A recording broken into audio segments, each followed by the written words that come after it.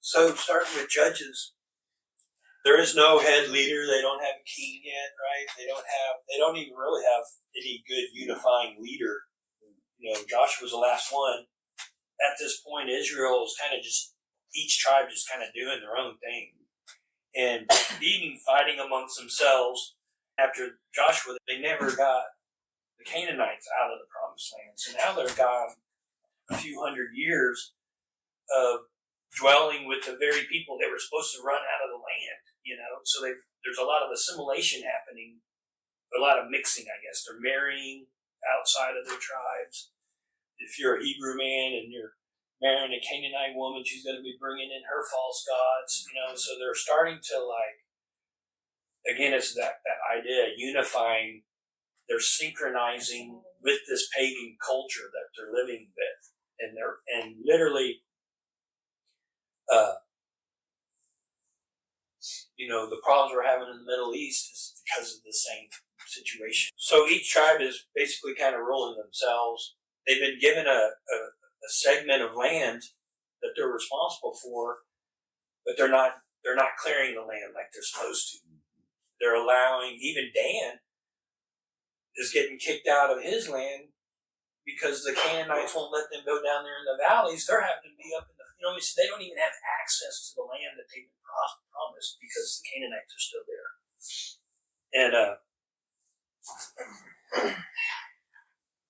And we know,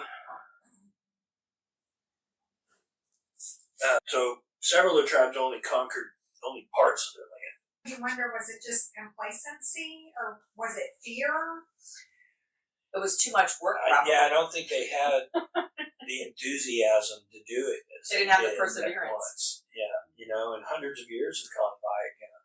There's a period going by again, and they just don't have the enthusiasm. Well, and it says they put them under tribute, so that means they wanted this forced labor. They were like, hey, why do we want to kick them out when I can have this one mop my floors and do, work in the field, do all the hard stuff that I don't want to do. Yeah. And the Canaanite women were beautiful.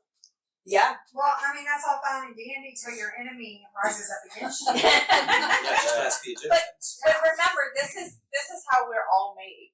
It's short-term reward. Yes. And the inability to see the long-term. We results. could if we really stopped to think about it. And we all can do that. But then once we do that, then how many of us actually commit to doing the hard thing that's going to take us down a longer road? And I think that's the thing. Like we see it in the scriptures, like God says, the ones who persevere till the end, you are my people, and I want you to persevere till the end. Like you will be overcomers. What does that really look like? Well, it looks like over and over and over and over making those decisions that are hard and not living for the short term. And I think this is essentially what we see is the pattern of human behavior being like we take the shortest path. And in this case, it's to comfort. It really is, because it's too hard to destroy them or kick them out. It's taking us so much effort, and they're like, we could actually be so much more comfortable if we enslave them and they do all the work. And now we're like kings and we're chilling out and we don't have to do all this hard stuff. Except what did God think about all of that? Y'all wanted them driven out completely. That's right. Yeah, they're not doing things in the right way. Yeah. And Egyptian culture. Exactly. It's a similar thing to what was happening in Egypt. And I think as we read through Judges, we're going to see a lot of assimilation to our modern Christian church too.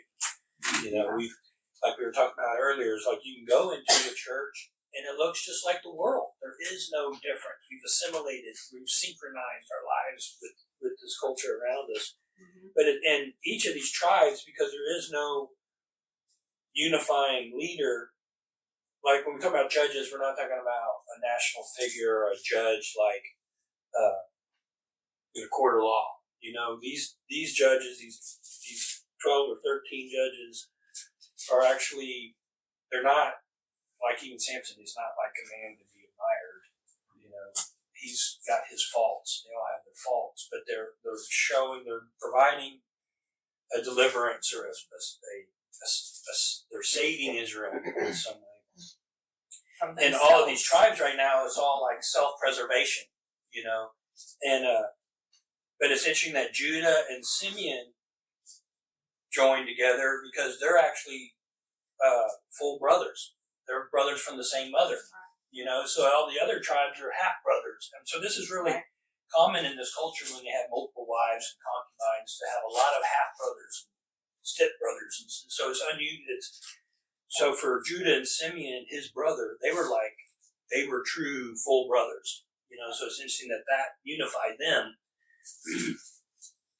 and that they hadn't ran these Canaanites out of all these towns. So some of these towns are they're living amongst them, but when they do stand out, it's interesting. Judah and Simeon, when they do put them out, the Lord is with them, and the same thing with the house of Judah, and the Lord was with them. So when they did do their duty, the Lord was with them. So why aren't they doing it? Why aren't they doing it?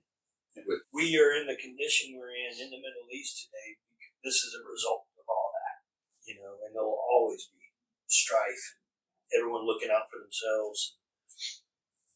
But now we have everybody crying and yelling that doing these things to overcome and take these people and eradicate the kind of people who are going against God it's horrible. But it was horrible then, in the sense of having to destroy a people wasn't something that I don't think anybody thought was a great thing to have to do. But they understood things that were necessary. And I think that's where our culture doesn't do that. So now if you try to do that, then the world is coming against you. Where if it had been settled then, nobody would be crying about it. You know what I mean? And I'm not saying destroying a people is something we should throw a party about, but God was trying to eradicate something, and He says what it was, and it's the iniquity. Well, it's across the world. merciful. It is overall in the bigger picture merciful to have a people following after the Creator of the universe versus people who are following pagan gods or following whatever the evil, Bells and the Astro. whatever present evil there is. Because It is they will merciful. eventually, even if they might live peaceably, at some point they will come against God and God's people, which He knew. And here we are, Well, and in that same direction.